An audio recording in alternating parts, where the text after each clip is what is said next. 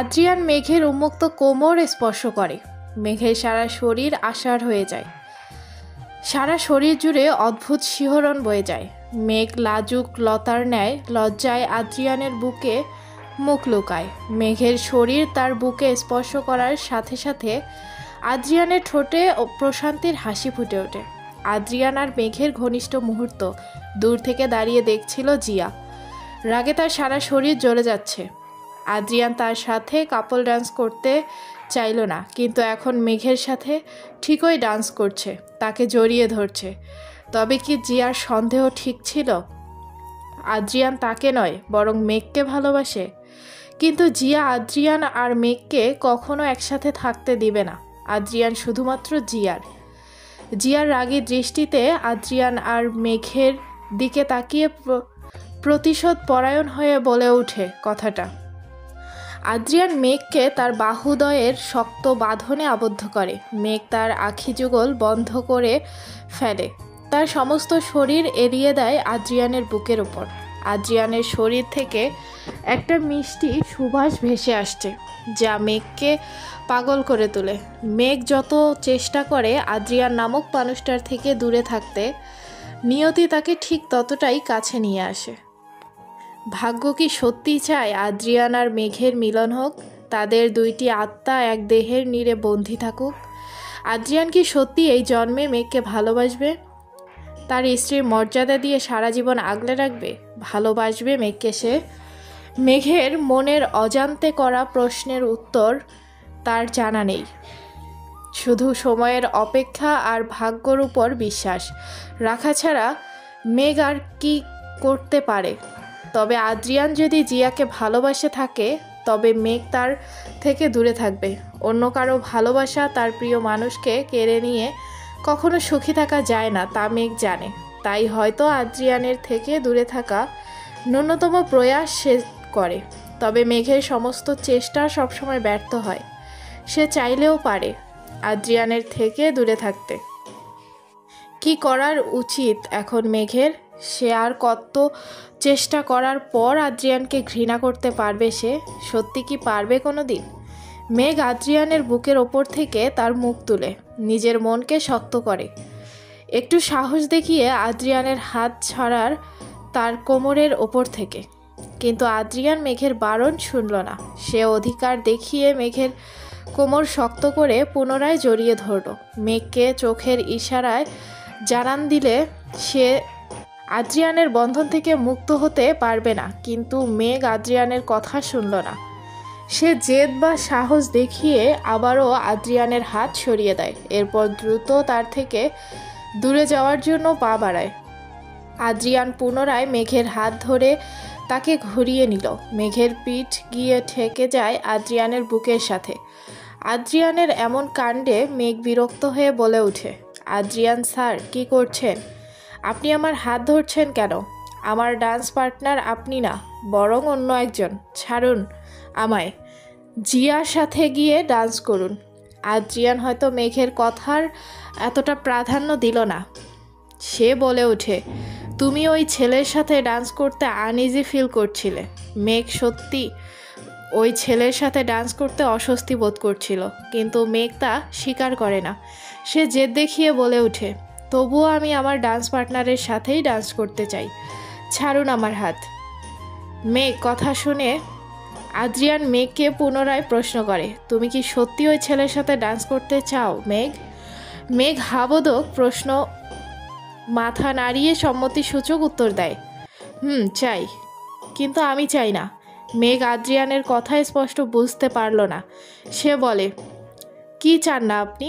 তুমি অন্য পুরুষের সাথে কাপল ডান্স করো, কিন্তু কেন? আমি অন্য কারো সাথে ডান্স করলে আপনার কি? আমি কে হই আপনার? জানি না। মেঘ অধীর আগ্রহে আদ্রিয়ানের উত্তর শোনার অপেক্ষা করছিল, কিন্তু আদ্রিয়ান শুধু জানি না বলে শেষ করে দিল। কেন জানে না সে? মেঘ অন্য কারোর সাথে ডান্স করলে তার সহ্য হয় না, এটাই সত্যি। জিয়া তার প্রেমিকা, তাকে ঠিকই অন্য পুরুষের সাথে ডান্স করতে পাঠিয়ে দিয়েছে, কিন্তু মেঘকে দিবে না। আদ্রিয়ান তো জানে না মেঘই তার বিবাহিত স্ত্রী, তবুও এত অধিকার বোধ কেন তার মেঘের উপর? নিজের প্রেমিকার চেয়ে মেঘের উপর আগ্রহ কেন আদ্রিয়ানের? মেঘের ভাবনার মাঝে হঠাৎ করে আদ্রিয়ান তার পেটের উপর থাকা শাড়ির উপরে হাত রাখে। মেঘ চমকে যায়। আদ্রিয়ান ঠোঁট অগ্রসর হয়ে আসে মেঘের কানের লতির কাছে। মেঘের বুকের ভিতর টিপটিপ করে উঠে, গলা শুকিয়ে কাঠ হয়ে যায়। আদ্রিয়ান হয়তো অনুভব করে মেঘের অবাধ্য হৃদয় স্বপ্নধন। সে মেঘের কানের লতির কাছে মুখ নিয়ে মেঘের পেটের উপর হালকা চাপ দেয়। মেঘ থরথর করে কেঁপে ওঠে। আদ্রিয়ানের মেঘের পেটসহ কোমর ধরে তার সম্পূর্ণ দেহ উঁচু করে ধরে। মেঘের পরনে শাড়ি সুতির, তাই আদ্রিয়ানের হাত শাড়ির উপরে রাখলেও পেটের ভিতরে স্পর্শ করা যাচ্ছে। আদ্রিয়ান যা করছে তা নাচের পার্ট ছিল। অনুষ্ঠানে উপস্থিত সকলে তার পার্টনারের সাথে এমন করে ডান্স করছে। মেঘের স্পর্শে এসে আদ্রিয়ানও ঘোরের মধ্যে চলে যায়। আদ্রিয়ানের স্পর্শ যখন গভীর হতে শুরু করে তখন হঠাৎ পার্টির সকলে শব্দ করে হাততালি দেওয়া শুরু করে। মিউজিক বন্ধ হয়ে যায়। সকলে ডান্স শেষ করে। আদ্রিয়ানেরও হাত হুঁশ ফিরে আসে। সে মেঘকে নিচে নামায়। মেঘ যখন সকলের উপস্থিতি বুঝতে পারে তখন সে আদ্রিয়ানের সাথ থেকে দূরে চলে যায়। আদ্রিয়ান অনুষ্ঠানে ডান্স করার আর আবিহার হলেও মূল আকর্ষণ হয় মেঘ আর আদ্রিয়ান। সকলে তাদের কাপল মনে করে আর তাদের ডান্সের প্রশংসা করে। বেচারা জিয়া মুখ ফুলিয়ে রাগে জিদে সে সকলের থেকে দূরে গিয়ে বসে থাকে। ডান্সের পর আদ্রিয়ান মেঘের মুখের ভাবভঙ্গি কেমন হয়েছে সেটা দেখার জন্য তার দিকে তাকায়, কিন্তু মেঘ তাকে ইগনোর করে। সে ফিরেও তাকায় না আদ্রিয়ানের দিকে। কাজিনদের সাথে গল্প করতে ব্যস্ত। অনুষ্ঠানে আবিহা আর কারানের সাথে সকলে অনেক ছবি তুলে। তারা একসাথে খাওয়া দাওয়া করে। মেঘ আদ্রিয়ানের থেকে দূরে থাকে। সে সকল আত্মীয় স্বজনদের সাথে কথা বলে অনুষ্ঠানের বাকি সময়টুকু কাটায়। আজ আবিহা আর কারানের বিয়ের সকল অনুষ্ঠান শেষ হয়েছে।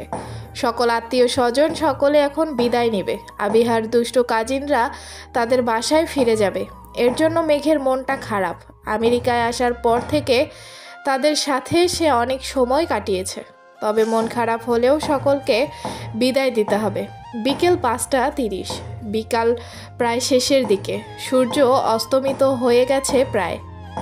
আকাশ থেকে গুড়ি গুড়ি বৃষ্টি পড়ছে ধরণীর বুকে। আমেরিকায় বৃষ্টির হওয়ার পরিমাণ হয়তো এখন বেড়ে গেছে। রিসোর্টের সামনে দাঁড়িয়ে আছে 3টা গাড়ি, যার মধ্যে একটি গাড়ি ফুলে ফুলে সজ্জিত আর অন্য 2টি সাধারণ। রিসোর্ট সদর দরজা অতিক্রম করে বাহিরে বের হয়ে আসে এক কনে বউ, যার জন্য আবিহা তখন তার গন্তব্য তার স্বামী কারানের বাড়ি। তার সাথে তার আত্মীয় স্বজন, মা বাবা, কাজিনরা রয়েছে। আবিহার মা কান্না করছে। আবিহার চোখের কোণেও জল জমা হয়েছে। আবিহার বিয়ের দিন তার মা এত কান্না করেনি, কারণ মেয়ে তার বিয়ে হয়ে রিসোর্টে থেকে যায়। বৌভাতের অনুষ্ঠান অবধি তারাও রিসোর্টে থাকে। কিন্তু আজ আবিহার রিসোর্ট ছেড়ে চলে যাবে তার শ্বশুর বাড়ি। আবিহার মা বাবার কান্না দেখে মেঘ দীর্ঘশ্বাস ছাড়ে। মেয়ের বিয়ে নিয়ে প্রতিটা মা বাবার কত স্বপ্ন থাকে, তাই না? মেঘের জন্মের সময় হয়তো তার মায়েরও স্বপ্ন ছিল মেঘের বিয়ে নিয়ে, কিন্তু সব শেষ হয়ে গেল। জন্মের সময় তার মা মারা গেল। এরপর কয়েক বছর পর বাবা, আর বিয়ের পর তার স্বামীও অপরিচিত হয়ে গেল। মেঘের জীবনের শুরু করে শেষ অবধি কোনো মানুষ তাকে ভালোবাসে থেকে গেল না। সবাই ছেড়ে গেল। সত্যি মেঘ, তুই কারো আপন হলি না। আবিহার মা বাবা তাদের মেয়েকে গাড়িতে তুলে দেয়। পাশের সিটে বসেছিল কারান। মেঘ এতক্ষণ আবিহার সাথেই ছিল। আবিহা গাড়িতে ওঠার পর মেঘ যখন ড্রাইভারের সিটের পাশের সিটে বসার জন্য দরজা খুলবে, তখন কারান বলে ওঠে, আরে মেঘ, তুমি এখানে বসছো কেন? তুমি এই গাড়িতে যেতে পারবে না। কেন কারান ভাই? গাড়ির সামনে তো জায়গা আছে। আর তাহলে আমি কোন গাড়িতে যাব? ফারহানা আন্টি আর আঙ্কেল সাথে? কারান শয়তানি হাসি দিয়ে বলে, না, তুমি মা বাবার সাথে যাবে না। তুমি আদ্রিয়ানের সাথে ওর গাড়িতে করে বাড়ি যাবে। কারানের মুখে আদ্রিয়ানের নাম শুনে মেঘ থমকে যায়। তার এখন আদ্রিয়ানের সাথে একই গাড়ি করে যেতে হবে? অসম্ভব মেঘ, তুই কিছুতেই ওই শয়তান লোকের সাথে কোথাও যাবি না। আদ্রিয়ান রেদোয়ানের থেকে যত দূরে থাকবি ততই তোর জন্য মঙ্গল। মেঘ বলে ওঠে, কারণ ভাই, আমার কেন আদ্রিয়ান স্যারের সাথে একই গাড়িতে যেতে হবে? আমি এই গাড়িতেই যাই, এখানে জায়গা তো আছে। না মেঘ, তুমি আদ্রিয়ানের সাথে ওর গাড়িতে যাও। আমি আর জিয়া একান্তে একটু সময় কাটাতে চাই। তাই মেঘ, তুমি আদ্রিয়ানের সাথে ওর গাড়িতেই যাও। মেঘ এখন কি বলবে? কারানকে মুখের ওপর কি করে বলবে যে সে আদ্রিয়ানের সাথে যাবে না? আর আবিহা আর কারান হয়তো একান্তে একটু সময় কাটাতে চায়। তারা হয়তো এখন গাড়ি করে কোথাও ঘুরতে যাবে। মেঘ দুইজন কাপলের মধ্যে কি করে থাকবে? মেঘ মুখে সৌজন্যমূলক হাসি বজায় রেখে গাড়ির দরজা বন্ধ করে বাইরে চলে যায়। কারণ মেঘের কাণ্ড দেখে হাসে। তার পরিকল্পনা সফল হয়েছে। সে আবিহাকে নিয়ে এখন কোথাও ঘুরতে যাবে না, তারা একান্তে সময় কাটাবে না। এই কথাগুলো শুধুমাত্র বাহানা ছিল মেঘকে আদ্রিয়ানের গাড়িতে পাঠানোর জন্য। মেঘ গাড়ি করে নেমে বাহিরে যায়। এরপর মুখ কাচুমাচু করে আদ্রিয়ানের গাড়ির দিকে এগিয়ে যায়। মেঘের এখন নিজের প্রতি ভীষণ রাগ হচ্ছে। সে যত আদ্রিয়ানের থেকে দূরে থাকতে চায়, নিয়তি তাকে ঠিক ততই কাছে নিয়ে আসে। মেঘ কি করবে এখন? কি করে দূরে থাকবে এই আদ্রিয়ান রেদোয়ানের থেকে? আদ্রিয়ান গাড়ির ভিতরে বসেছিল। মেঘকে তার গাড়ির দিকে এগিয়ে আসতে দেখে তার মুখে এক চিলতে হাসি ফুটে ওঠে, কিন্তু সে তার হাসি দ্রুত লুকিয়ে রাখে। এরপর পরিচিত গভীর লুক নিয়ে গাড়ির সিটে বসে থাকে। মেঘ ধীর পায়ে হেঁটে এগিয়ে যায় আদ্রিয়ানের গাড়ির কাছে। গাড়ির কাছে আদ্রিয়ানের গম্ভীর মুখ দেখা যায়। আদ্রিয়ান তাকে দেখে খুশি হয়েছে না রাগ হয়েছে তা বোঝার উপায় নাই। মেঘ গাড়ির কাছে পৌঁছে যখন পিছনের দরজা খুলতে যাবে, তখন ওই ড্রাইভিং সিটে বসে থাকা আদ্রিয়ান গভীর কণ্ঠে বলে ওঠে, এই মিস, আমি আপনার ড্রাইভার নই যে আপনি পিছনের সিটে বসবেন। চুপচাপ সামনে এসে বসো মেঘ। আদ্রিয়ানের ধমকের সুরে কথাটা বলে ওঠে। মেঘ পেছনের দরজা শব্দ করে বন্ধ করে দেয়, যা তার রাগের বহিঃপ্রকাশ। আদ্রিয়ান মেঘের কাণ্ড দেখে মনে মনে হাসে, কিন্তু মুখে প্রকাশ করে না। এরপর মেঘ গাড়ির সামনের দরজা খুলে ড্রাইভিং সিটে আদ্রিয়ানের পাশে বসে। মেঘ বিড়বিড় করে আদ্রিয়ানকে কিছু গালি দেয়, শয়তান বেটা, খবিশ লোক ইত্যাদি। মেঘের গালি দেওয়ার মধ্যে আদ্রিয়ান বলে ওঠে, আমাকে গালি দেওয়া বন্ধ করে সিট বেল্ট লাগাও। আদ্রিয়ানের কথা শুনে মেঘ থতমত খেয়ে যায়। আদ্রিয়ান কি তার মনের কথা শুনতে পেরে যায় নাকি? মেঘ গালি দেওয়া বন্ধ করে, তাড়াতাড়ি সিট বেল্ট লাগায়, কিন্তু মেঘ সিট বেল্ট লাগাতে পারছে না। আদ্রিয়ান বিষয়টা খেয়াল করে। হঠাৎ করে আদ্রিয়ান মেঘের কাছে চলে যায়। মেঘ কিছুটা অবাক হয়ে যায়। আদ্রিয়ান মেঘের হাতে থাকা বেল্ট নিয়ে শক্ত করে লাগিয়ে দেয়। একবার মেঘের মুখের দিকে তাকায়। মেঘ মুখ অন্য পাশে ঘুরিয়ে নেয়। আদ্রিয়ান হাসে। এরপর সে আবার তার জায়গায় ফিরে যায়। আদ্রিয়ান বলে, সিট বেল্ট লাগানোর শক্তিও নাই তোমার মেঘ? কি খাবার খাও তুমি? আমার শক্তি ঠিকই আছে, আর আমি অনেক খাবার খাই। বিশ্বাস হয় না? তবে একদিন আপনি আমায় ভাত খাইয়ে দিয়েন, দেখবেন এই মেঘ কত খাবার খেতে পারে। ওয়েট, তুমি কি চাও আমি তোমায় খাবার খাইয়ে দেই? মেঘ নিজের অজান্তেই কি বলে ফেলছে তা সে বুঝতে পারে। মেঘ বলে ওঠে, না, আমি কিছু চাই না আপনার থেকে। এখন কথা না বলে গাড়ি চালান। আদ্রিয়ান মেঘের কথা শুনে হাসে। এরপর সে গাড়ি স্টার্ট দেয়। মেঘ গাড়ির জানালা দিয়ে বাহিরে পরিবেশ দেখতে থাকে মনোযোগ দিয়ে। আমেরিকার পিচঢালা রাস্তায় গাড়ি চলছে আপন মনে। মেঘ কিছু সময় জানালা দিয়ে তাকিয়ে থাকার পর সে আবার এই দিকে ফিরে তাকায়। গাড়ির সিটে হেলান দিয়ে আদ্রিয়ানের দিকে তাকায়। জানালা দিয়ে বৃষ্টি আর মৃদু বাতাস আসছে।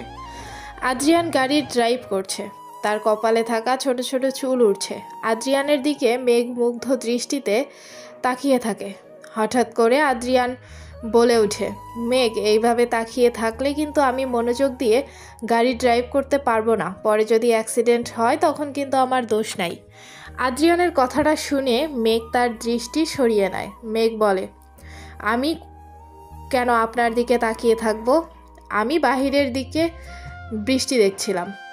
আমি জানি মেঘ, তুমি আসলে কি দেখছিলে।